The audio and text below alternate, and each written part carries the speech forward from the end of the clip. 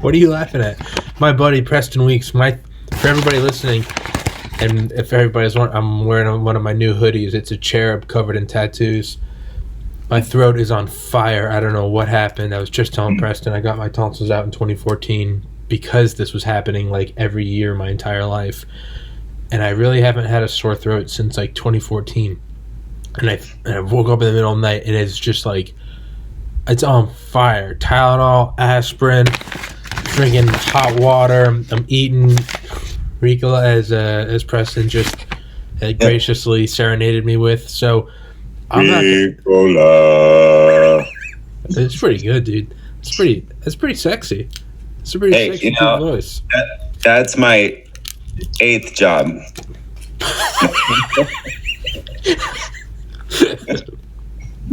So for everybody listening, I say it like it's a bad thing. I'm like, I'm not going to be talking as much. I'm sure everyone that listens to this podcast is like, thank Christ, this moron's finally going to shut up. This was a hit. This was a CIA hit to get me to shut up. But for everybody that doesn't know Preston, because you haven't been on here in a while, Preston, please introduce yourself, aside from being a baritone singer. Thank you. Yeah, except my occupation for lozenge companies. No, I actually run a company called Operations X. So, but rewinding a little bit about myself, I'm a car nut. I'm a major car nut. Ever since I was 2 years old, I've loved cars.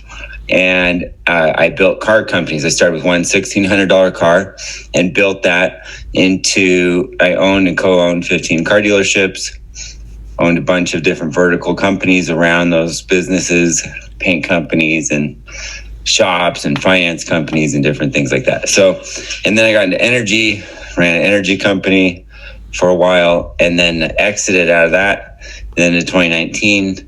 But I've always helped businesses, and so I have Operations X. So that's like my business solutions company. So it's just things that I've built that have been through my entrepreneurial journey to help other companies. And then now I launched a training. Like I wrote a book with Mitzi Purdue and Mark Victor Hansen, How to Be Up and Down Times. We released that last year. And so I have a bunch of other projects with those people. So I get into a number of things. Yeah, I launched a training, though. I launched a new training called Formula EQ to help people to get in their peak mindset. So it's all about peak mindset, being there all the time, letting things not affect you, letting things just roll off your back, and having that kind of internal resilience, basically. So you're wildly successful and more successful than I'll ever be. And maybe it makes sense that you're in a nice shirt and a blazer and I'm wearing a hoodie with a cherub with face tattoos smoking pot. Maybe the writing's on the wall. maybe I need to look in the mirror. But you've got your own thing, man. That's the thing. Everyone's got their own space. Everyone's got their own niche, like I love it. You just you. This is my peak mindset. A cherub with a face tattoo. But one thing I've stalking you on your Instagram is about renewable energy, and we talked about last time Tesla, and I remember you said kind of like Nikola, right? Yeah. And I thought you were butchering it because Nikola Tesla, and no, there's actually a company called Nikola, and they're hydrogen powered, but not important or possibly important. But what are you doing with like renewable energy, or what are your thoughts on it? What's coming down? Because I know like buzzwords, right? And I'm like, right. It's solar power, CO2 emissions, you got to lower the carbon footprint, but it's like I have no idea what's going on. Like I'm oblivious. I mean, again, look at me. Like I don't know what's going on. You're in the know. You're talking with people. You're making things happen. That's on the forefront of what's happening. Really, yeah. You're gonna get some endorsement here for that. I know. Good Lord. Brought to you by Ricola, making podcasts happen even when people are deathly ill.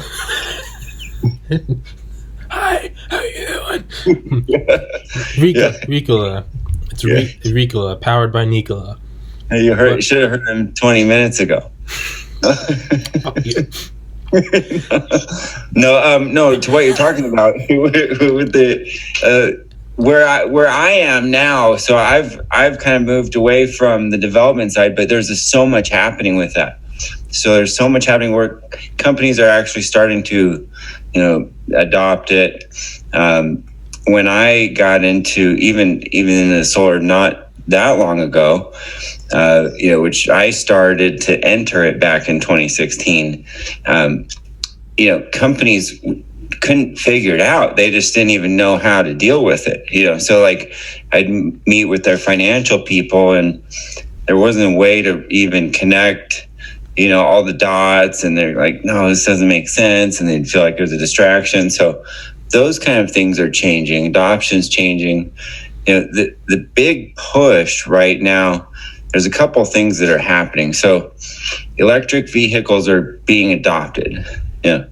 Like Tesla, their stocks, gone through the roof. The company value, Musk, his value, all those things are just skyrocketed. Car adoption, all the companies are starting to make the cars, but the power's got to come from somewhere. And the grid is not set up today, not even close to be able to support it. And so there's got to be something that happens. There's something in the future that needs to happen. Either the grid needs to be built up a lot and changed a lot, or there needs to be a change in, how the energy is built and distributed. So, I've got a whole view on the long-term shot of things, of where it should go, what I think it should go. But yeah, you see that happen in demand. You look at the driving demand, and people haven't been driving because of COVID, but driving will come back. Transportation will come back. People want to, move around. Everything's pretty much normal. It feels that way almost, where I'm at now in Arizona. Like, I coach my son's little league team, and I was there the other day, and, I forgot my mask in the car, and I was like halfway to the field, and I turn around to go get it. And then I look over at the field and no one has a mask on. I was like, all right, cool. Like, I'm supposed to be having a mask on because I'm a coach here, but no one does. So it's all right. It's cool. Yes, that segment is going to be used in court in 14 days when the whole little league team dies. You're going to get 14 life sentences. Well, no, that's the thing is that's what they have to do for companies, though, is take that liability away. That's what you're talking about, the de-risk, companies to be able to go out there and go, okay, we can offer our product and people have the choice to show up or not. Mm-hmm. And it's their choice. It's not the company's fault, Mm-hmm. And I think it should be. I think the power is, everything I teach in all my things, all the way back to my training, is the power is within the person. Mm-hmm. That's also, if you jump, ahead, if this is recorded in the future, 20 minutes, that's also my philosophy on energy. But when we get to that point, but no, it's just, just doing what you can. Yeah. So I never thought about that till you had just said that. Because you're right, the grid isn't set up. Right? It's kind of like, like we have a lake house and we have family and cousins and every cousin's kid, and it just ends up when there's 100 people there. And there's only so many places you can plug in a phone, right? And everybody's got a phone and an iPad. And if you put out a power strip, everyone's phone charges slowly because you're putting all these things on something that wasn't designed for that. Finally, we got some big community power strip or charging station just for that purpose. But in the same way, the grid wasn't, the first electric car, sure, it was a novelty. The grid probably wasn't designed, or we know it wasn't designed, and probably isn't suitable for all of traffic to be charging as opposed to filling up. So, and then that leads back to the question of, it's like the joke of like, I have a Tesla and I'm making the environment. I wish I had a Tesla, but it's like, or I have an electric car, I have an EV, and I'm making the world like a cleaner place because I charge instead of filling it up with gas. And it's like, well, where's the electricity coming from? And it's like that right. coal-fired power plant, and it's like, so do you think? So what's going to be the move? Are they just going to jack up existing fossil fuel systems to provide more power to the grid, or are we going to start seeing more and more jumps in solar? Because solar always seems like it's been just around the corner for like 20 years. And I didn't really ask one question, just kind of said a bunch of bullshit. But what are your thoughts, Preston? No. So, no, I think so. I think solar adoption's huge. I think, but the big gap there, is the rest of the time, and then and so the key word, the big buzzword is storage. And that's a big word. That's been the big word in the energy business for the past, especially 3 years. But storage is everything, and so much of that power and that technology has been put into batteries. So the technology that's going into the cars is going to come into the home. So that's going to come full circle. So the reason these companies are investing billions and billions of dollars into battery technologies isn't just for the cars. It's because all these different things are going to have to have batteries and store batteries, and as we move into things like, you look at trends even in homes, they're making fully electric homes. All the systems in the homes are electric, and then if your car is electric and your home's electric, and they're more efficient though, but everything's electric, all that demand has to come from somewhere. And where you get these pinch points that'll come in the future are these places where people congregate and stay in mass groups, or have to stay for a long time, and they have to leave their cars or different things like that. Like, first of all, like, how does a car dealer function? So like, say I'm a car dealer, I've got 150 cars on my lot. Someone wants to test drive them, you've got to keep all those charged now. How do you do that, if they're all electric, because usually you have a lot, tech running a gas can out there, topping them off or whatever it is, kind of a thing to make sure that they've got fuel.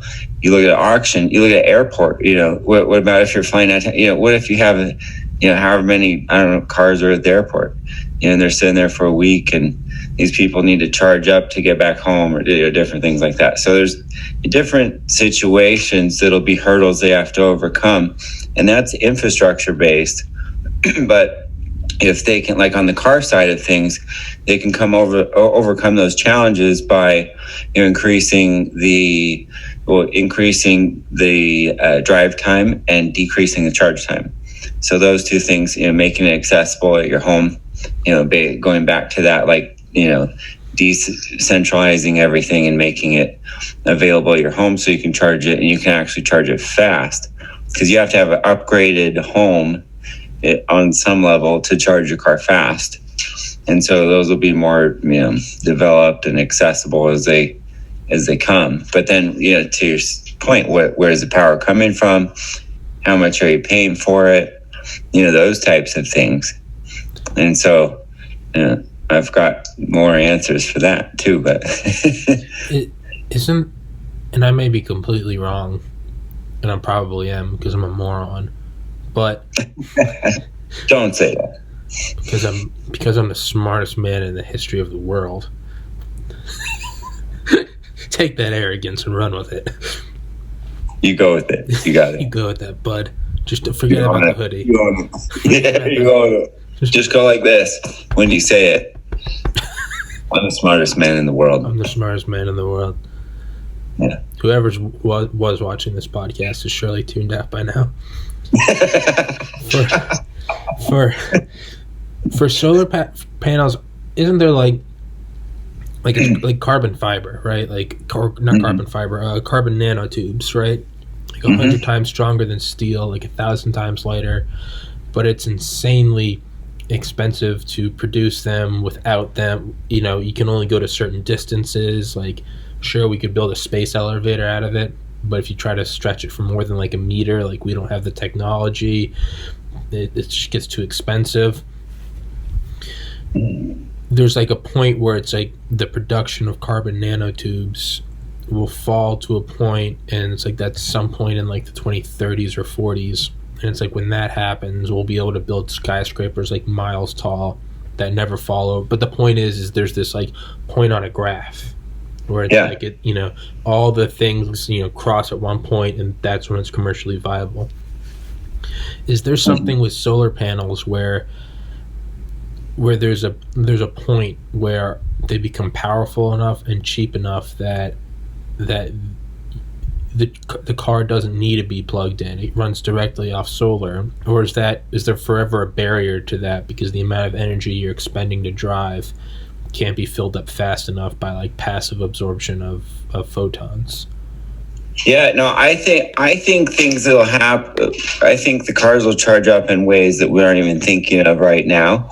That's why we need things like, space exploration and these like things that kind of don't maybe make sense to people all the time, because those are the ways, those are the areas where we figure out and test these new technologies and these new crazy things, like how do you get power when you're on Mars? It's always unexpected avenues that it ends up bleeding backwards, right?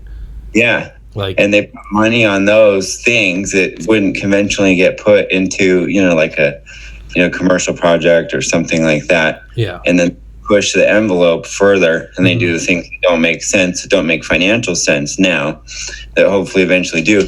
But one of the scary things, and one of the biggest things, that I think is a fear for the future, that kind of you brought up the topic, but it's like resources, is mineral resources and owning mineral resources. It's a big problem in the world today that China's buying up mineral resources all over the world and owning everything with that. I see that happening a lot around mining and energy and different things like that. And so all those plays, all those pieces are really important to the whole big picture, things and making it all work. But I think too, the cost too, what you're saying, I think the cost can come down. Like the cost of solar are totally affordable.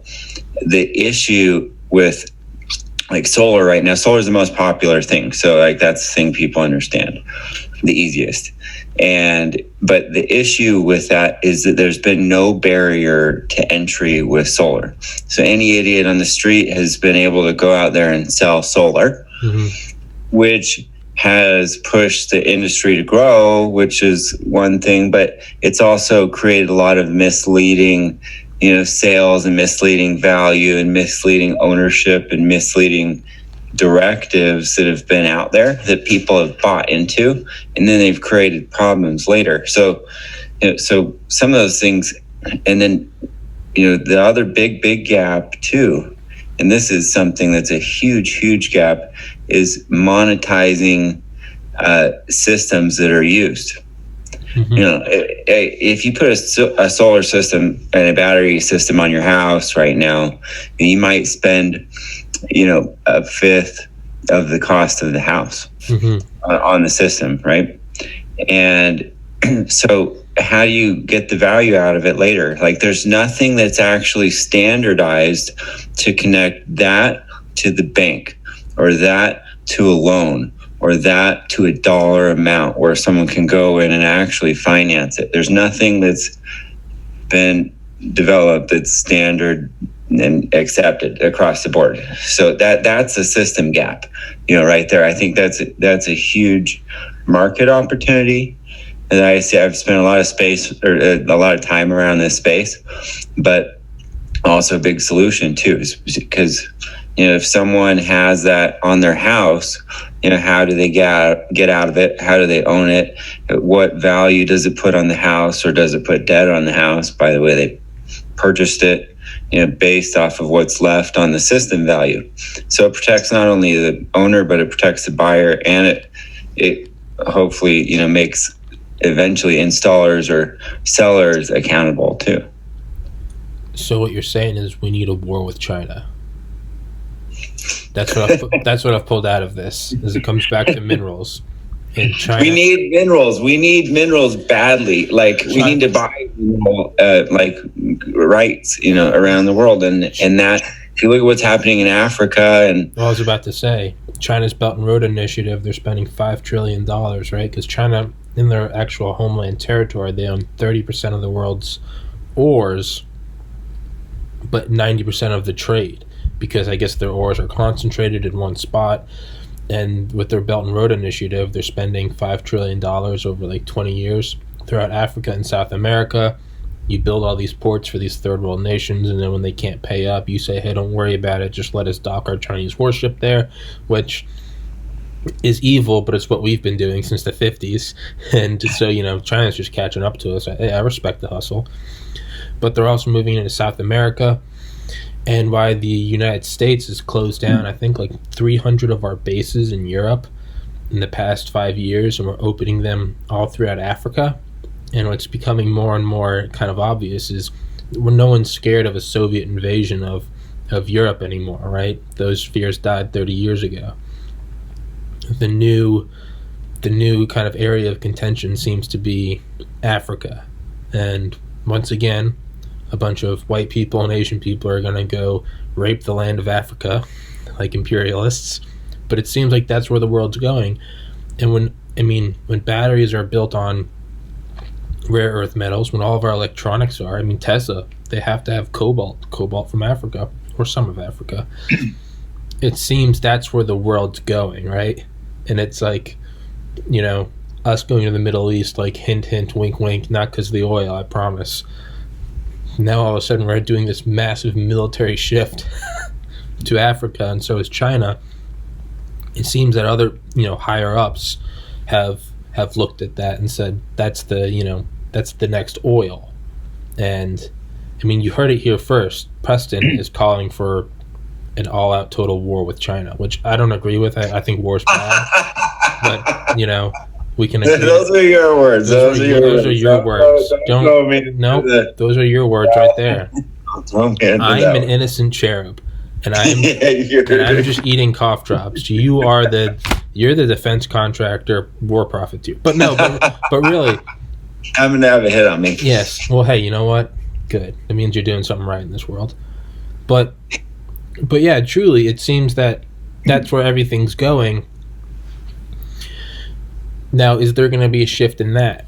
It's like if you can't get oil, what you do is you make cars that become super, super efficient, right?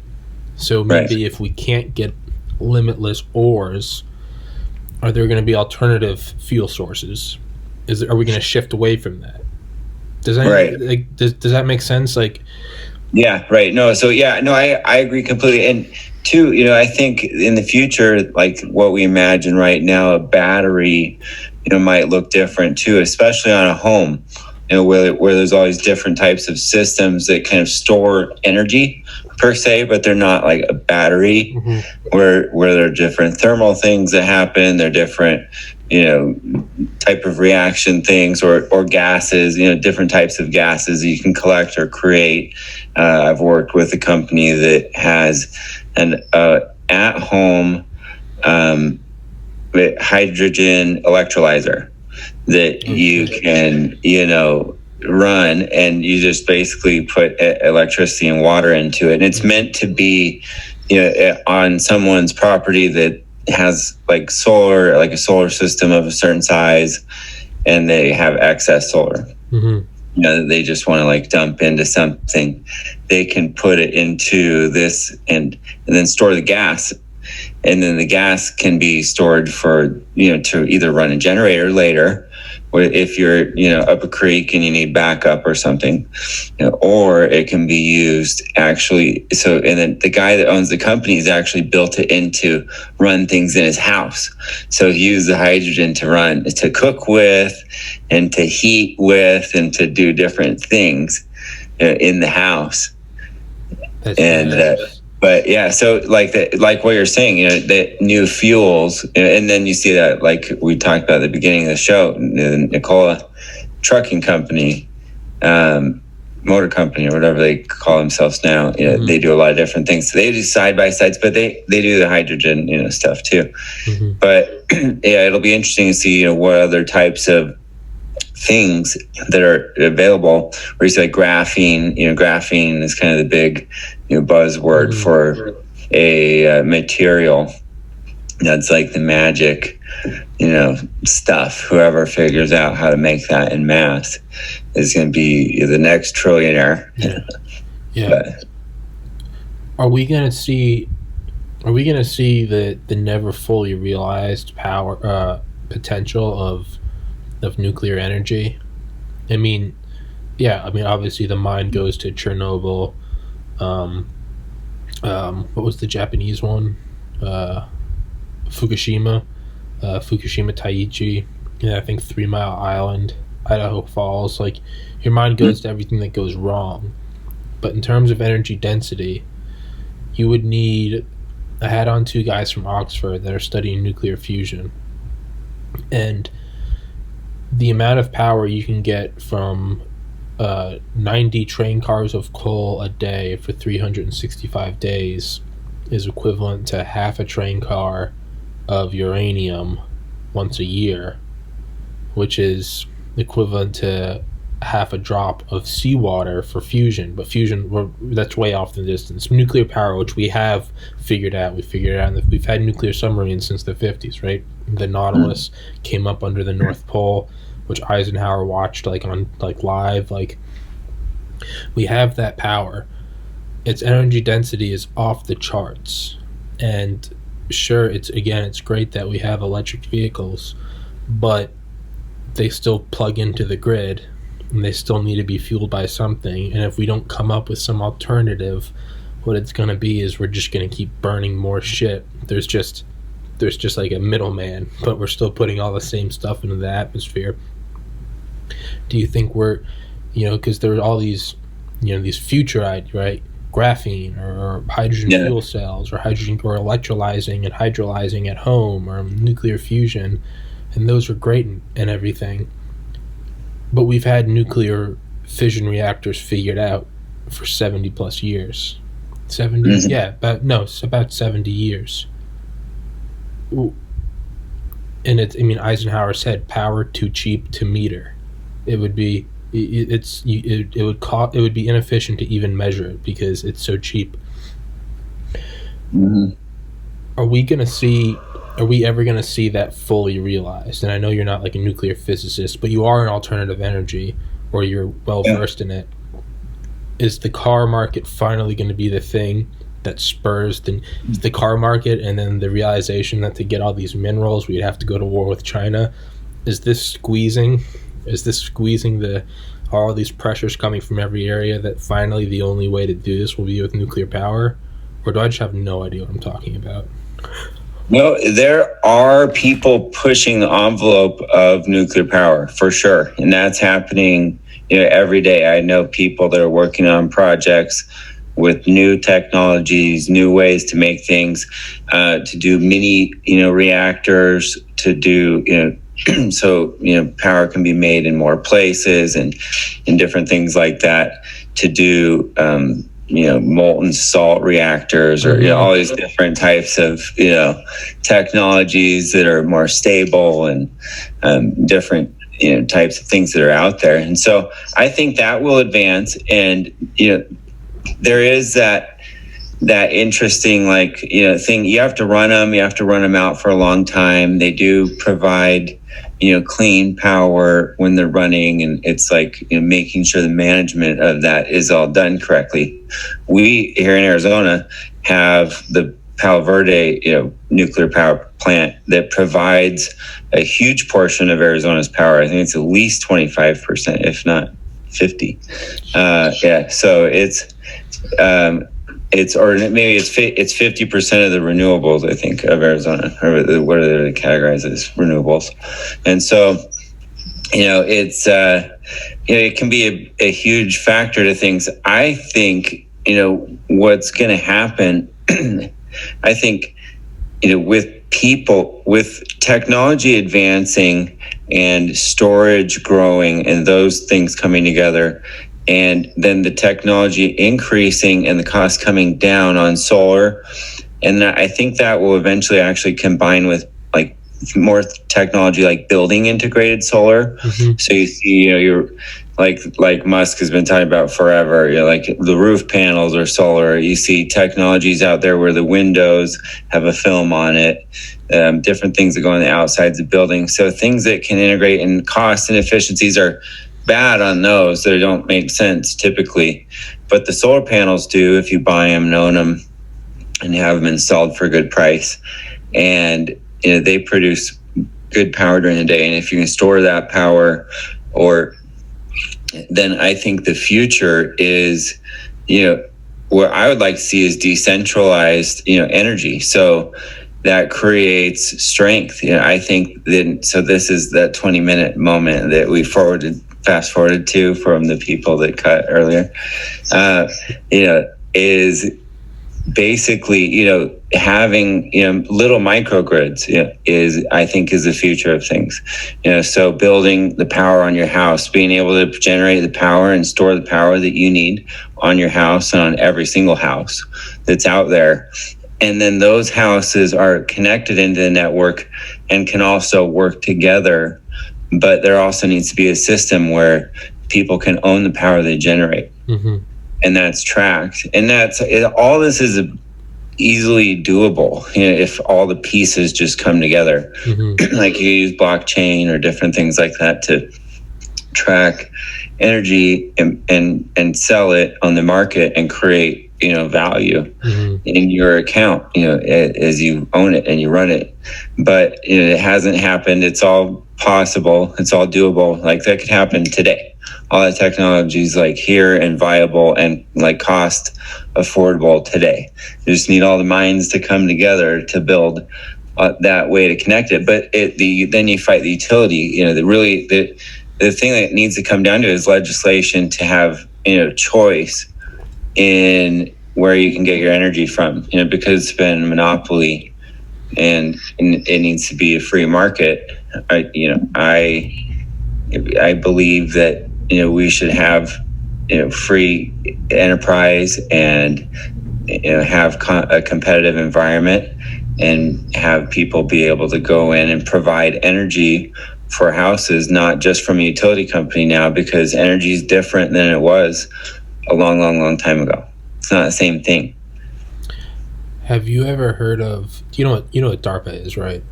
Yeah. Defense Advanced Project Agency. Have you ever heard of their, not to be confused with the international cooperated effort to make nuclear fusion become a reality? That's called ITER, ITER. Not that. There's a DARPA project that was called ITER, EATR. And what it was autonomous robots that could break down organic tissue and use it as fuel. Live animals, dead animals. Didn't matter if they were decomposing for a while. That sounds like a world takeover movie right there. Well, what if energy problems cross that point on the grid, on the graph of overpopulation problems? Well, so energy. Is there a dark future? Yeah. No, what's interesting too is all that's, and not on the robot scale, but all that's viable, because you can make it's bio waste. It's bio. So it's like total normal technology that's been out there for a long time, like you're saying.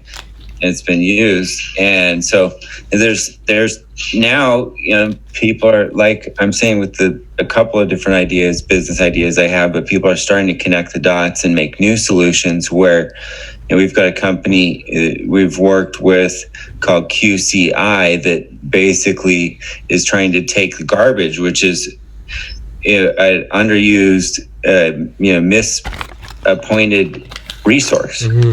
basically, and then take those and filter it and build it into resources and different things like that, then that we can do things with. And so that's a big gold mine actually in the future, I think, is garbage.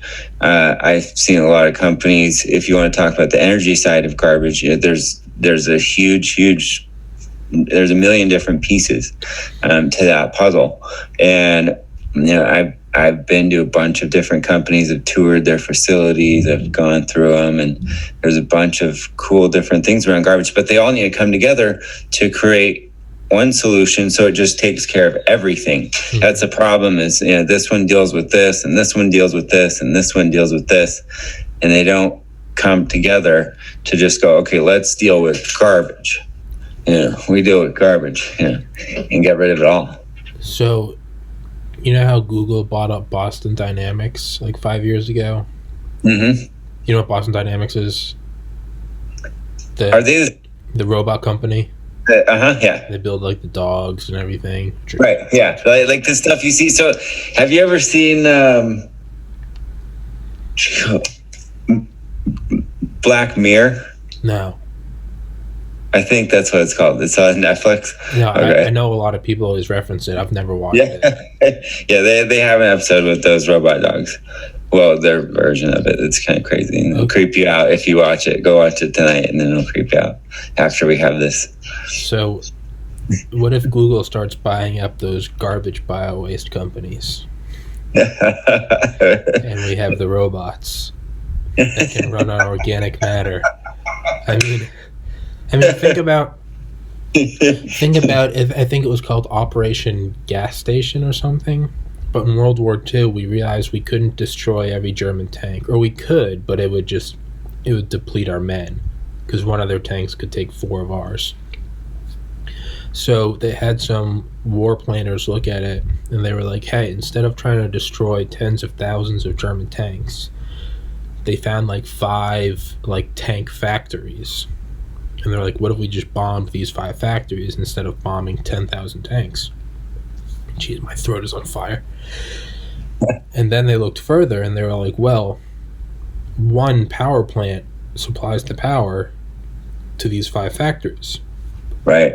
What if we just nailed this one power plant? And we did. And it helped usher in the end of the war. Yeah. Another huge thing is, it's like Patton wanting to go to Berlin, and he was asking, just like in the movie, he was asking Eisenhower, give me 400,000 gallons of fuel. The point is it's not just men and military. It's all logistics. It's all cutting off supply lines. So power reinforces everything. It doesn't matter how many tanks you have if they don't have anywhere to fill up. Yep. In the coming war with China and the continent of Africa, which you so clearly want, Preston, is for purposes. Preston never wanted any of that. I won't slander his reputation.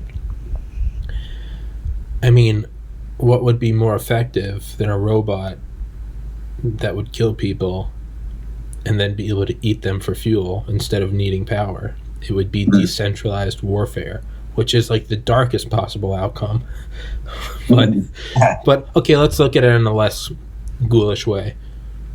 What if you had robots that were fueled from organic waste, meaning you never have to gas them up, you never have to fuel them, and you could just let them run wild, right? Like there's a garbage patch, right? And somewhere in the Pacific that's like bigger than Texas. It's just garbage.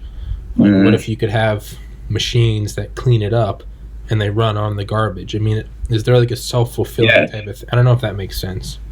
Yeah, no, that's the thing people, can create and do. Like, I know companies, I've worked with a couple different companies that have solutions around plastic. That big island you're talking about in the ocean's mostly plastic, from what I understand. I haven't seen it myself, but, and so if we took that amount of plastic, we could take that and return that into usable fuels that we could use instead of fossil fuels or different things like that, so we can regenerate at least resources that are waste.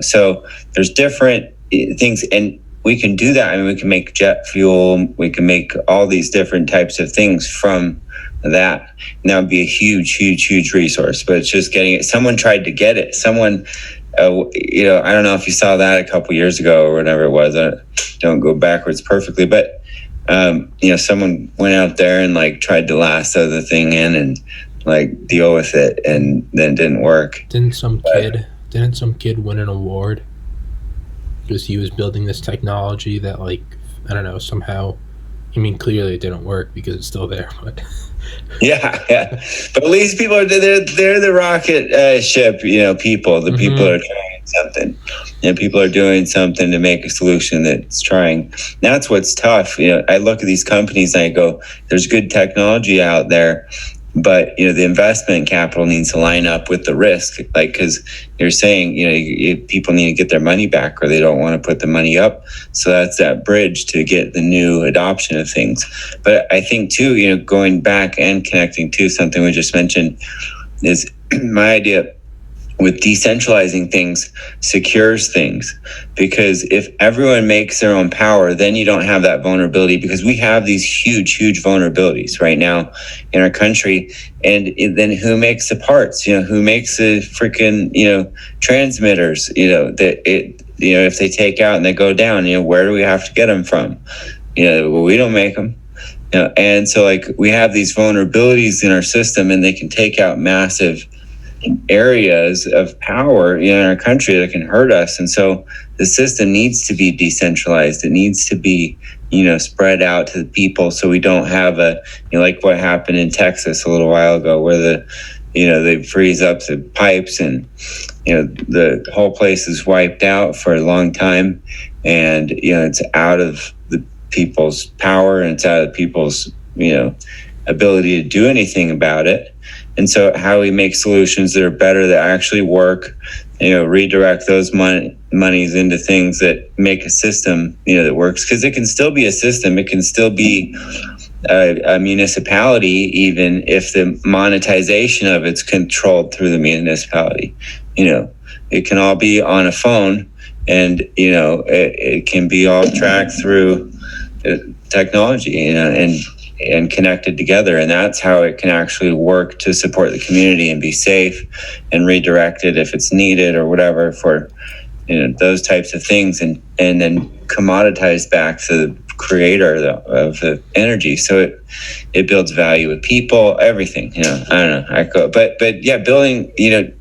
We need to make our everything secure. All these different pieces. Make production goes back to.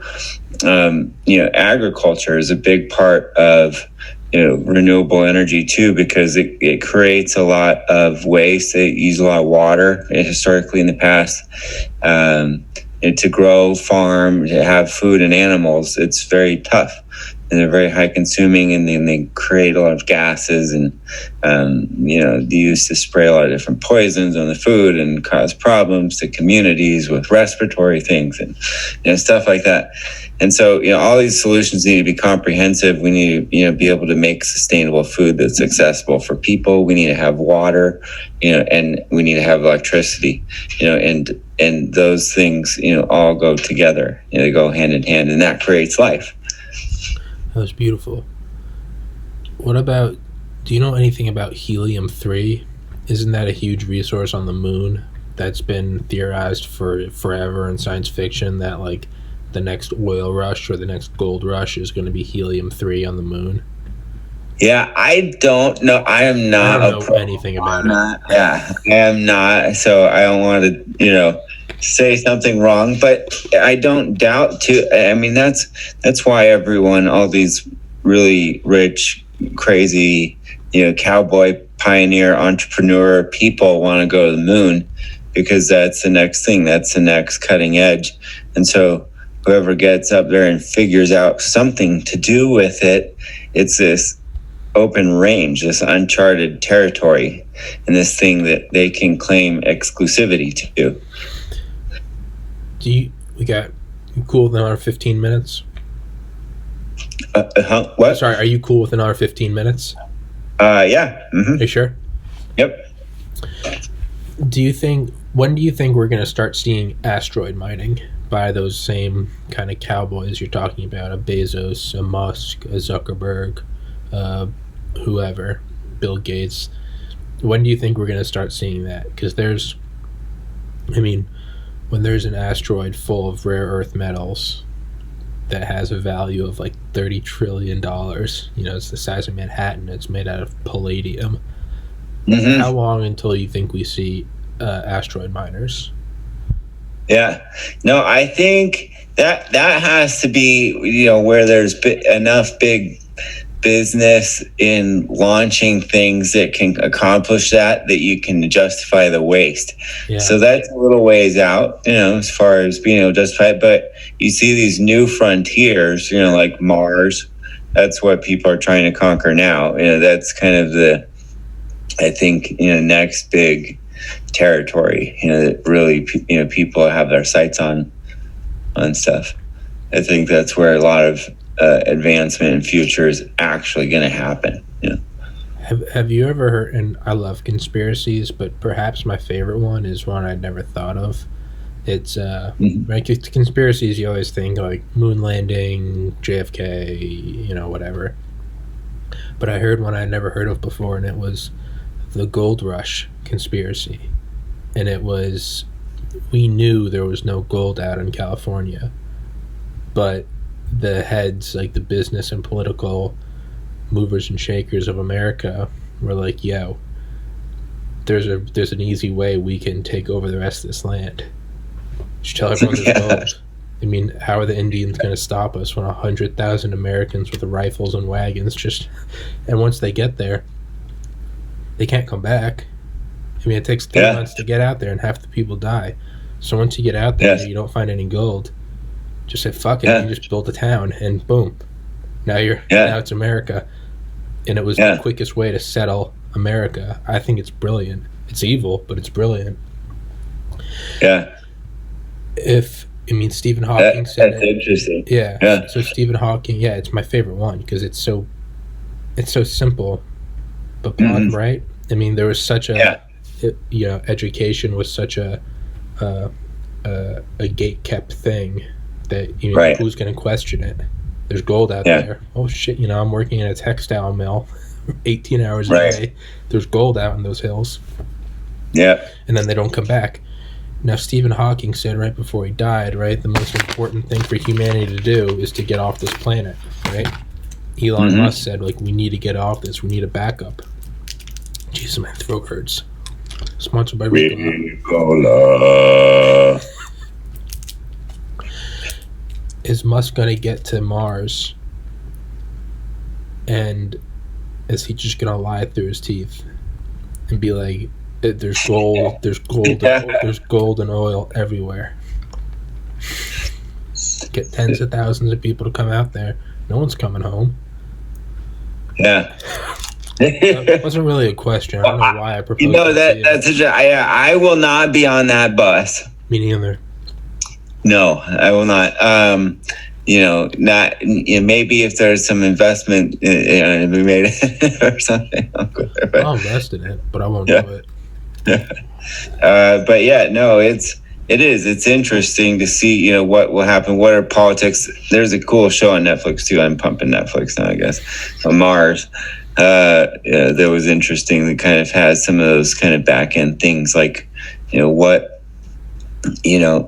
what do they show? What's dangerous? What's not? It's kind of like the challenge of, NASA or space, anything. Like, people die, things blow up. Like, this is not normal stuff. It was like I was on a part of a race team, world record race team, Valerie Thompson, Target 550. And they have a 16-cylinder, 5,000 horsepower all-wheel drive car. They're trying to be the fastest car in the world, fastest piston-driven car in the world. And she already has some world records being the fastest woman on a motorcycle and different things like that. But they're doing things that people haven't done before. So things, will you be safe going down that? Even on that, that's just driving on the land. You don't know. I never actually know. And so those people that venture out there, they don't know. Things happen, accidents happen, and so yeah, but they have to, they try and portray it as safe to get the funding, to get the backing, to get all the, support behind it, to get, to make the things happen. And there is that question too of like, is it, can they do that? What can they do that to? How much should they show? How much should they not show?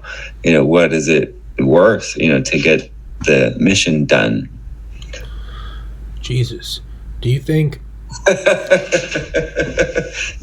do you think one way instead of new bat, or it's like you can make $1 out of it. You can get $1 bill or 4 quarters or 10 dimes or whatever. There's different ways to reach the challenge, right, or fulfill a goal. With car batteries, if it's not nuclear energy, if we can't get the minerals needed, whatever, do you think one way around it would be to more efficiently not even change the electric cars, just take them as they are today? No changes, no proposed stuff. Take the electric cars as they are today. And if you had automated ones, and if you had roads that were only for automated cars, no human-driven car, you could just have designated roads, whatever, right? Mm-hmm.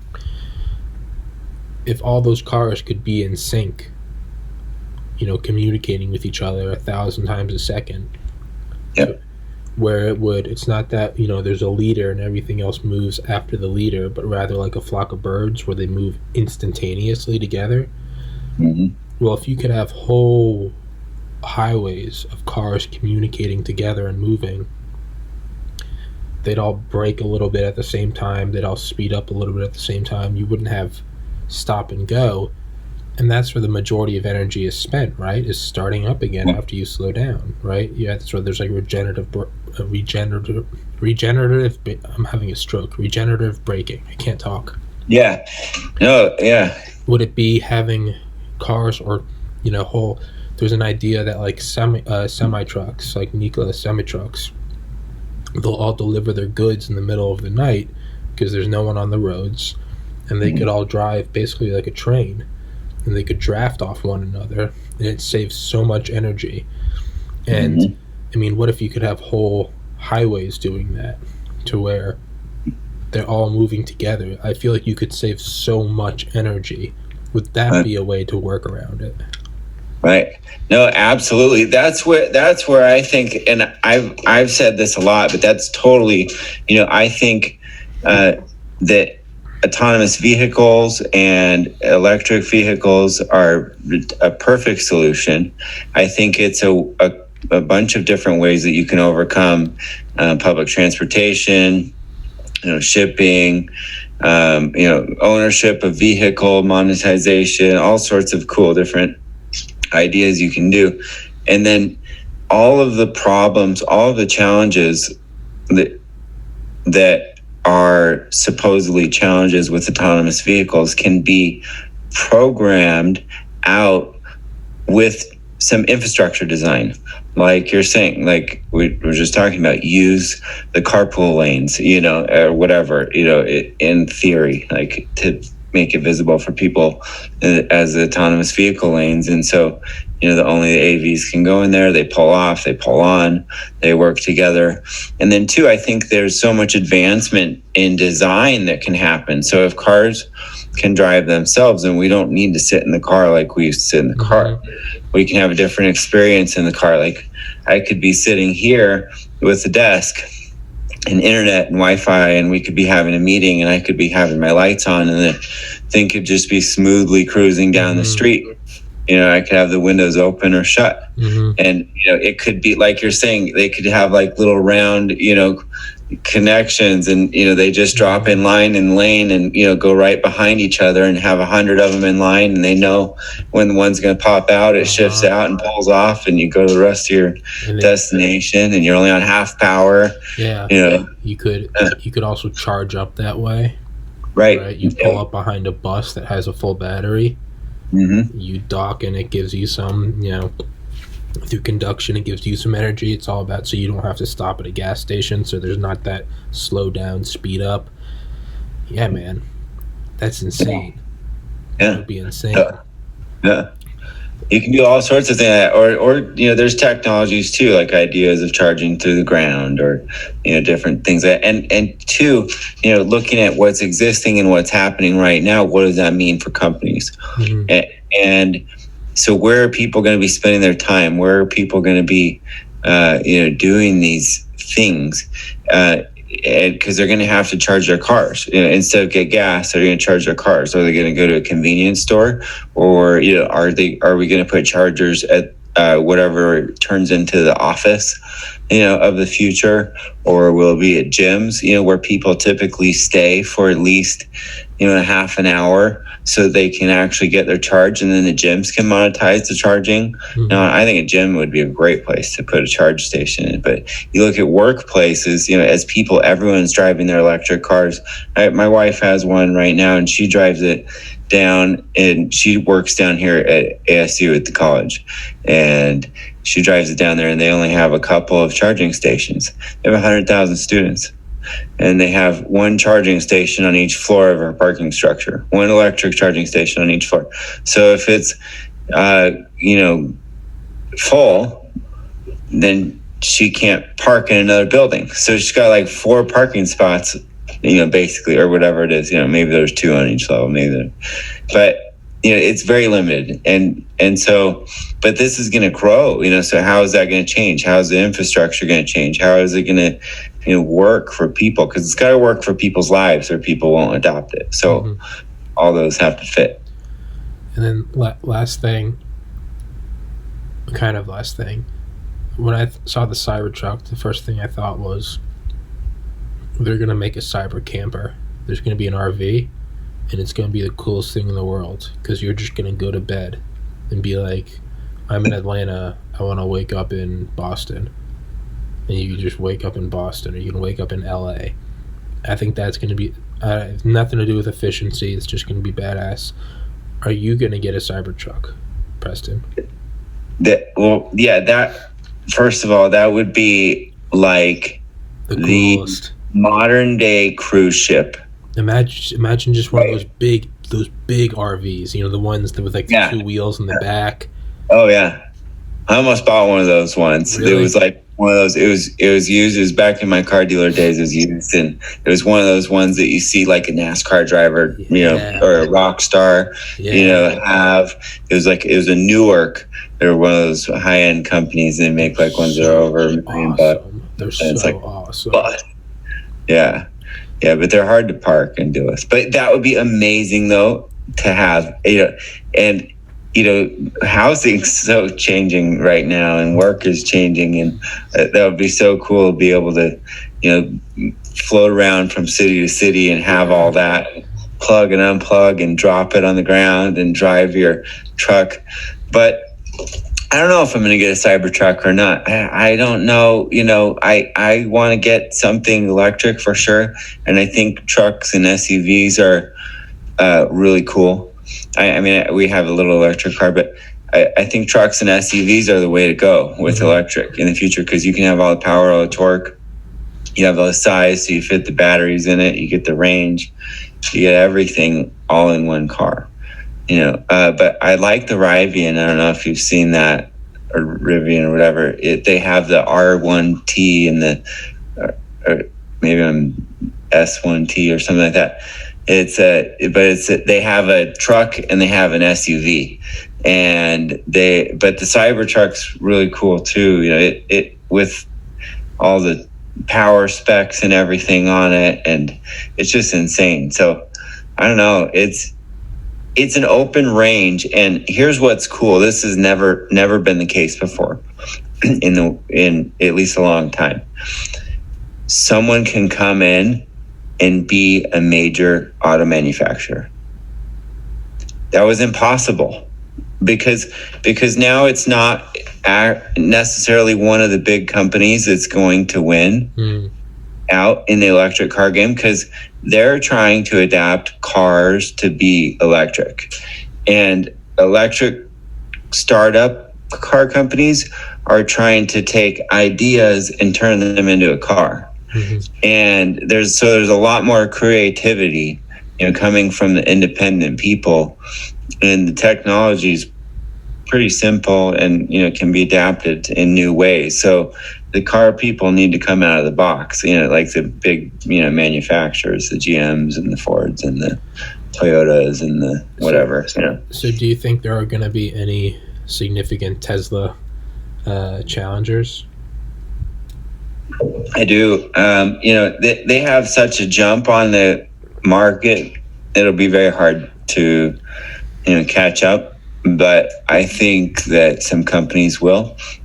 I think some companies will probably do it by carving out a market space and then going after a target market space, because I don't think someone will dominate the whole car market. Mm-hmm. So if it's going to be, a new startup car company, they need to make a awesome truck, mm-hmm. or they need to make an awesome van, or they need to make like a really cool race car convertible or whatever. They need to have like a really niche thing that's cool, and then they get adoption, then they can kind of build out. That's like if you look at Nikola, the motor company, they're doing the semis. Now they've got, if you want cool trucks, they've got a cool truck too called the Honey Badger. Look that one up. It's like 1,000 horsepower truck with like, that looks like it would now jump a Ford Raptor and, whatever. It looks cool. But, so it's like those types of companies that are startups, they get that base product and then they can kind of build out, these other things. So they have side-by-sides, they have wave runners, they have different stuff, that they're building out. And so, and that's the way you approach it. But that's where you'll see someone come in and then they'll kind of start to line up and gain market share with the car world. When are you going to start an RV company that runs on autonomous shit? I need to get Airstream to contact me, and then I'll just partner with their existing, platform, and we'll figure out how to do it. Dude, an autonomous RV. I mean, that would just be insane. Yeah, like insane. Oh yeah, like I always love the toy haulers because I like toys. Mm-hmm. Yeah, like they have all the cool toy haulers with the door that drops down in the back and everything. I mean, if you could get like a bulletproof one, you could go from like the tip of South America to the tip of North America, because you'd have to go through like Mexico. You have to go through the cartels. Yeah. So you maybe need some heavy armor. Yeah. But that's the issue. They make those things as light as possible. That's why, like, if you ever I don't know if you've ever seen one catch on fire, it's not good. They burn up like that. I've seen RVs. Yeah, RV, or campers, because they're just thin. They're like thin. I don't know, maybe the newer ones are safer, but I've seen some of the older ones just burn up in seconds, because when the whole things are made like light, you could punch through the whole wall probably if you were if you're vigilant enough. If you could do that. You could just punch through the wall. And it explodes out the backside. Preston, let's wrap this one up. Not that I don't like the idea of blowing up an RV. I'm 100% on board for that. My throat is on fire, and I don't know what the heck this is like. It's getting absurd. Like, I can't focus. So this is the love. This is the love and the dedication that you have for your people to share messages and to share the word. That you fight through anything, pain, thick, thin, whatever, having to talk to people like me, anything, and you just do it. I'm Cal Ripken. I'm playing through the pain. Yes. And so because of that, all my followers, you need to go buy my sweaters to show your appreciation for me. So, Preston Weekes, thank you. Where can they find you on Instagram? Operations X? Yeah, well, check out. I update all the time. prestonslinks.com. So www.prestonslinks.com. And that's got links to all my websites. It's got links to new things that are happening, and I update it. So yeah, check it out. Oh yeah.